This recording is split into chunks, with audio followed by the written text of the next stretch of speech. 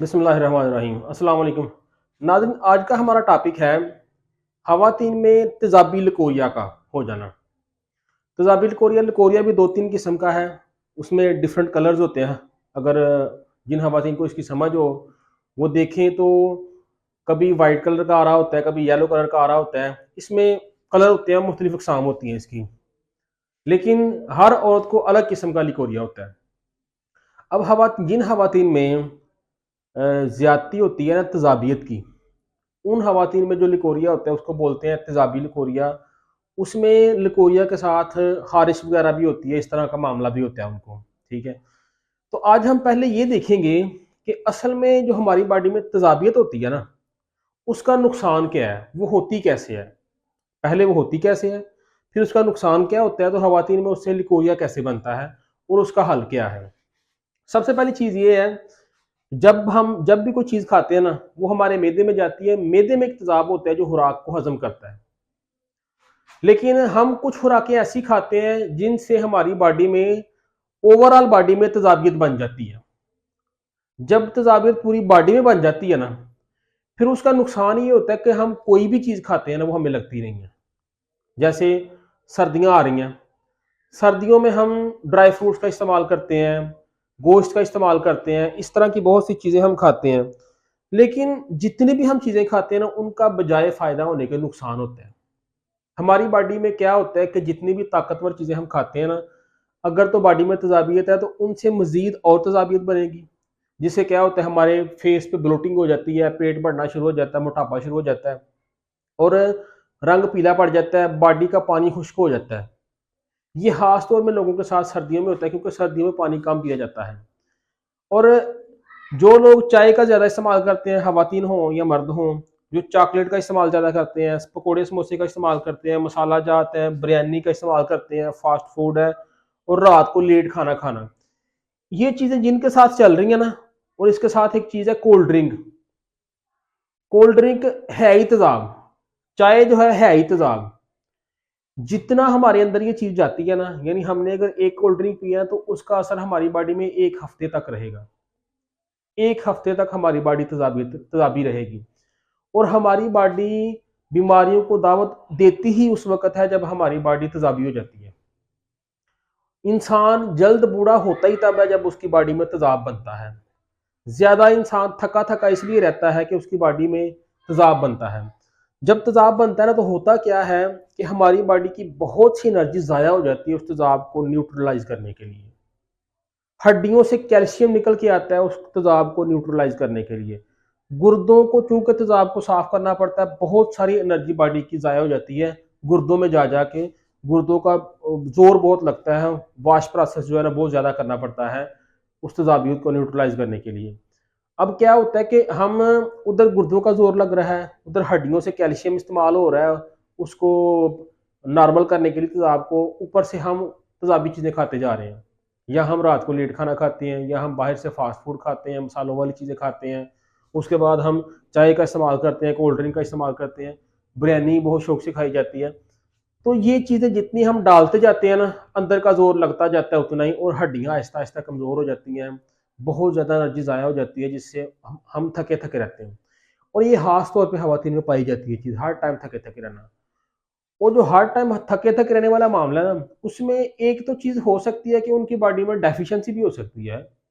Minerals की कमी हो सकती है, खून की कमी हो सकती है, विटामिन्स की कमी हो सकती है, किसी भी चीज़ की कमी हो सकती है।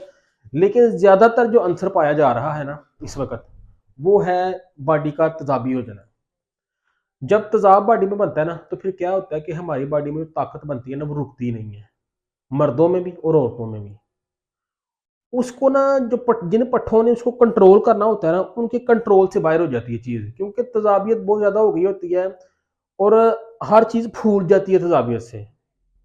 पट्ठे नरम पड़ जाते हैं, पट्ठों में मतलब नरम पड़ने से मुराद कि उनकी ताकत कम हो जाती है, तेज़ाबियत जितनी बन जाती है, यानी कहते हैं ना कि तेज़ाब में हर चीज़ घुल जाती है।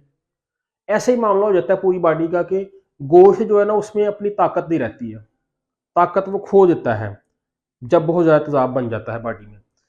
तो जिन ख़वातीन को लकोरिया है, ख़ास तौर पे जो खुजली वाला, ख़ारिश वाला लकोरिया है, उसकी वजह पीछे ये खुराकें हैं जो उनकी बॉडी में तेज़ाब बना हुआ है, उनको गौर करना पड़ेगा इस चीज़ को।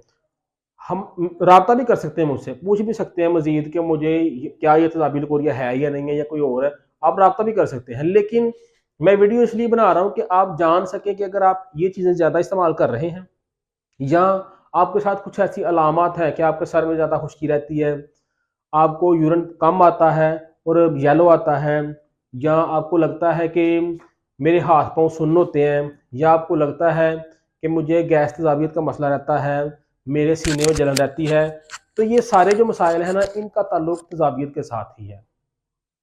तो आपको जानना होगा कि अगर आप ये चीज़ें इस्तेमाल कर रहे हैं, सबसे पहले आप इन चीज़ों को छोड़ें।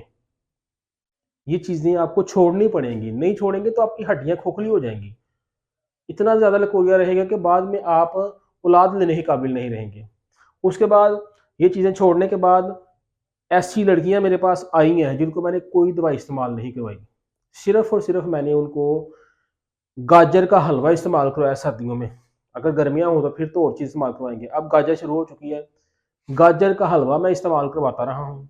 सिर्फ वो गाजर का हलवा इस्तेमाल करने से नाश्ते में रोज़ नाश्ता इसका करना है, गाजर का हलवा इस्तेमाल करें और साथ गाय का दूध लेने। बाद में गाजर का हलवा खाया, बाद में गाय का दूध ले लिया, उसके बाद 1-2 घंटा आपको भूख नहीं लगेगी, उसके बाद भूख लगे तो फिर आप खाना खा लें, लेकिन नाश्ता इस चीज़ का करें। सबसे पहले ये चीज़ें छोड़ें, रात को टाइम पे खाना खाएं, लेट ना खाएं। उसके बाद नाश्ता सिर्फ और सिर्फ गाय का दूध और हलवा गाजर का करें। उससे क्या होगा कि आपकी बॉडी में पानी पूरा होगा एक तो, उसके बाद आपकी बॉडी वाश होगी, तज़ाबियत ख़त्म होगी आहिस्ता आहिस्ता आहिस्ता आहिस्ता। तज़ाबियत ख़त्म होगी तो आपका लकोरिया ठीक होना शुरू हो जाएगा।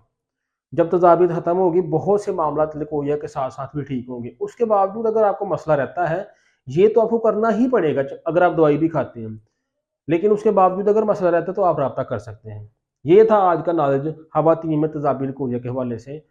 और ये चीज़ें मर्दों में भी हैं जिनको बहुत ज़्यादा इख्तिलाम होता है, दिन में सो इख्तिलाम हो गया, रात में सो इख्तिलाम हो गया, खवातीन हो या मर्द हों।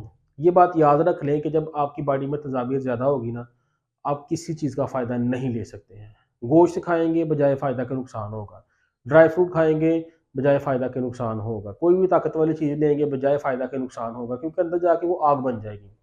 तो उनको चाहिए, मर्द हैं या औरत हैं, आप अगर गाजर के हलवे का इस्तेमाल लगातार सर्दियों में करेंगे तो आपकी एक तो स्किन डल नहीं होगी, स्किन ग्लो रहेगी।